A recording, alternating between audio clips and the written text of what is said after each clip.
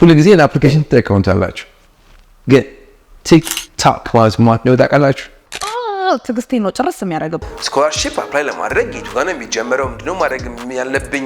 ምንድናቸው መስፈርቶች? I am petrified of spiders.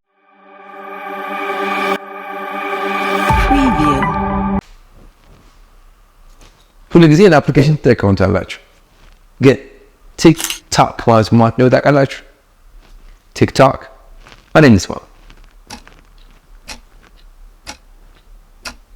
ኦኬ ቲክቶክ ማለት ልክ እንደሰማችሁት አሁን ሰዓት ሲሄድ የሚያመጣው ድምፅ ነው እና ቲክቶክ መጀመሪያ ሲጀምር አንድ ደቂቃ ብቻ ነበር ይቀር። ስለዚህ በዛች በአንድ ደቂቃ ውስጥ ቪዲዮዎችን መጨረስ አለባችሁ። the time is going ቲክቶክ ማለት ትችላላችሁ ማለት ነው። ቲክቶክ አፍተር ነው ማለት ትፈልጉ ቻፕ ቻፕ ታናችሁ ቻፕ ቻፕ ቲክቶክ ቻፕ ቻፕ if you didn't know now you know። የሚቀጥለው እስክንገናኝ አሁንም አንድ አድርገን At first I was afraid, I was petrified, thinking I could never live without you by my side.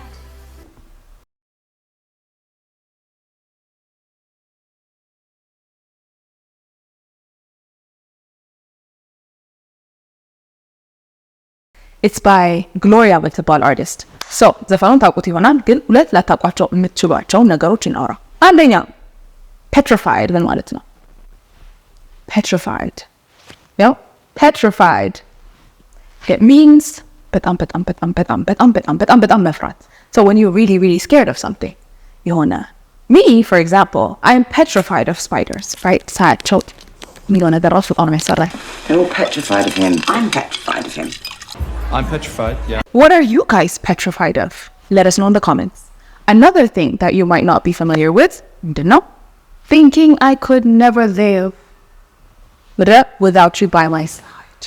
So, and I can never live without you by my side. So, ምን ማለት ነው? ህይወቴ ውስጥ አንተ ከሌለ እኔ ቆሜ ሄዳለሁን እያለች ነው, right? ከዛ ግን ሄደች. Actually ዘፈኑ መጨረሻ ድረስ ተሰማችሁ? That's what happened.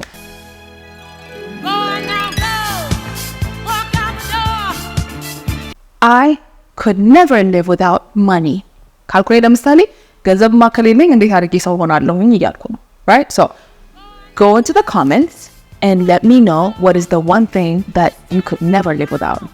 I hope you enjoyed this video. Until I see you next time. ሰላም እንዴት ናችሁ? ይሄ ቪዲዮ 12ኛ ክፍል ወድቃችሁ ቀጥሎ ምን ማድረግ እንዳለባችሁ መፍትሄ ፈልግ ላይ ያላችሁ ሰዎች ነው። So ብዙዎቻችሁ እንዳማራጭ ያስቀምጣችሁት ብዬ ማስበው በአሁን ሰዓት ስኮላርሺፕ መሞከር ነው። ትንሽ ነቃላችሁት ማለት ነው። ብዙዎቻችሁ ደግሞ ስኮላርሺፕ አፕላይ ለማድረግ የቱ ጋር ነው የሚጀምረው? ምንድነው ማድረግ ያለብኝ? ምንድናቸው መስፈርቶች የሚለውንም ጨርሶ አታውቁትም ብዬ አስባለሁ።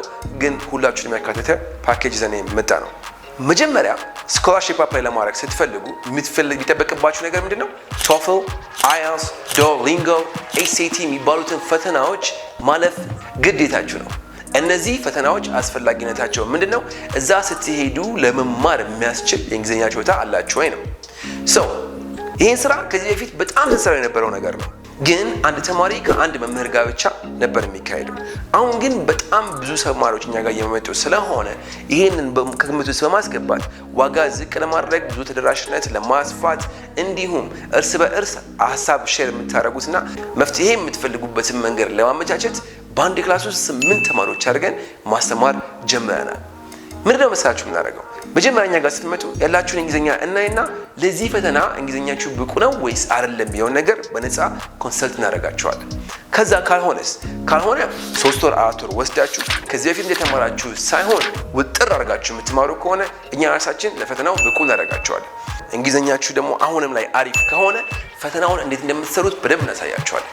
ለምሳሌ IELTS ራይቲንግ ቢሆን ታስክ 1 ምን ይመስላል? ኢንትሮዳክሽናችሁ እንዴት ነው የሚጀመረው? ከአንዱ ሀሳብ ወደ አንደኛው ሀሳብ እንዴት ነው የምትሄዱት የሚለውን ነገር በደንብ ፈትፍተን ካሳየን በኋላ ልክ ያንን ስትራክቸር በ5 በ6 ጥያቄ በመስጠት ደጋግማችሁ እንድትጽፉት እናደርጋለን። ፈተና ላይ ስገቡ ቅል ብሏችሁ በደንብ ትሰሩታላችሁ ማለት ነው። ኦኬ ፈተናውን አለፍኩ፣ ጥሩ ስኮር አመጣው እና ቀጥሎስ ምን ካላችሁ አፕላይ እንዴት ነው የምታደርጉት? አፕላይ ስታደርጉ ፐርሰናል ስቴትመንት ጠይቃላችሁ። ፐርሰናል ስቴትመንት ማለት ስለራሳችሁ በደንብ አብጠጥራችሁ የምትጽፉት በወረቀት ላይ ያለ ኢንተርቪው ማለት ነው። እሱ እንዴት ነው የሚጻፍ በደንብ እናሳያቸዋለን። ኦኬ አፕላይ አደረኩኝ፣ ተቀበሉኝ። ቀጥሎ ምን አለ? ኤምባሲ ጠሯችሁና ኢንተርቪው ያደርጋችኋል። ይሄ F1 ቪዛ ኢንተርቪው የሚባል ነው። ይህን ኢንተርቪው እንዴት ነው የምታልፉት? እሱንም ጥያቄዎቹን ደጋግመን በመስራት እኛ ክላስ ውስጥ ሪል ሴናሪዮ በመፍጠር ተወያይተን ምንም እንዳትፈሩ እዛ ስትሄዱ ናቹራል ከዚህ በፊት ደጋግማችሁ ያደረጋችሁት ነገር እንደሆነ ተሰምቷችሁ እንድታደርጉት እናደርጋችኋለን ማለት ነው ከመጀመሪያው እስከ ጥግ። በመሀል ደግሞ ወጣ ያለ ጥያቄ ማንንም ሰው መጠየቅ የማትችሉት ግራ የገባችሁ ነገር ካለ ኮንሰልታንት አዘጋጅተንላችኋል። በምንሰጣችሁ ስልክ ደውላችሁ መጠየቅ ትችላላችሁ። አዲስ አበባ ሆናችሁ ክፍለ ሀገርም ሆናችሁ ይህን ነገር በሲሪየስሊ መከታተል እፈልጋለሁ የምትሉ ከሆነ ብትመጡ አይቆጫችሁ። ይህን ቪዲዮ ሴቭ አድርጉት፣ ለጓደኞቻችሁ ሼር አድርጉ። ሁል ጊዜ እንደምለው መልካም እድል ለሁላችንም ይሁን። ጠንክረን ነገር የተሻለ ማድረግ እንነሳ። ማራኪ እንግሊሽ with Abby. One love guys. አንደርገን አይዞን we gonna do it. We'll make it happen. ምን አለ አቢ ምን አለ? ብዙ ወሬ አታውሪባቸው፣ እንግሊዘኛ ረዘም ሲል አይገባቸውም ምናምን ነገር አላላችሁ መሰላችሁ? እኔ ደግሞ እንደዚህ ማበላቸው ጓደኞቼ በጣም ነው የሚገባቸው ምናምን ብዬው አሲዘን ነው ይሄን ቪዲዮ እየሰራ ያለሁት actually. So make sure to like and comment in this video. ምንድነው የዛሬው ትምህርት ካላችሁ አንድ አጠር ያለች ታሪክ ነግራችሁና ከሷ ታሪክ ላይ 3 ነገሮችን እንማራለን። ታሪኩ ምን መሰላችሁ? It's about how I met the love of my life, the father of my children. Actually, when I first met him, I couldn't stand this man. He was so annoying and so full of himself that he just made me so angry. But as time went on and we spent more time together and we got closer to each other, I realized that he was actually a really, really nice guy. And now we have 6 kids together and we're living a pretty good life. So in hindsight, I think meeting him was one of the best things that ever happened to me. So, ጥሩ ታሪክ እቺ ነች። ከዚህ ታሪክ ላይ 3 ነገሮችን መማር እንችላለን። አንደኛ ምንድነው?